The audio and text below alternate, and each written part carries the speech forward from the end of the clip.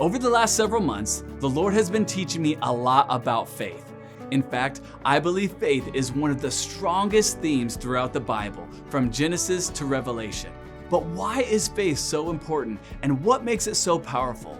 Well, Hebrews 11:6 says, "It is impossible to please God without faith." Just think about that for a moment.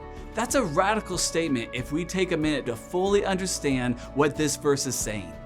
If you call yourself a follower of Christ, one of our highest goals is to please God with the way we live. The problem is that we are constantly trying to live a life that requires as little faith as possible. However, Paul tells us that we are to make pleasing God our highest aim, which we now know is impossible without faith.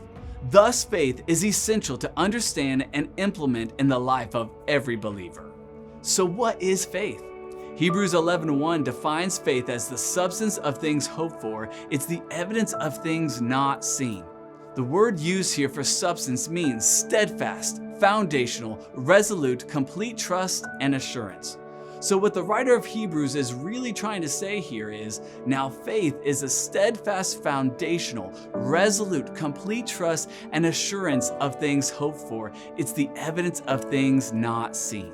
When God calls us to live by faith, as we are called to do multiple times throughout Scripture, as in Galatians 3:11 and Romans 1:17, He is calling us to live a life that is steadfast, foundational, resolute, having complete trust and assurance of the promises of God. It's clear in this scripture that we will not always see how things are going to turn out, but faith is what we trust and hope for. It is the evidence of things unseen. That's what makes it faith. So here's my encouragement for us today. If you want to please God with your life, you can't do it without faith. God calls us to live lives of complete trust and assurance that He is going to take care of our every need. He will never leave us, nor forsake us, or abandon us. To live this life of faith, we have to shake off the belief that we don't need faith, or that we can survive without it. Rather, we must embrace the fact that it is impossible to please God without faith. Whatever you're facing today, begin to trust the Lord in faith. He is a good and perfect Father who is worthy to put our faith and trust in.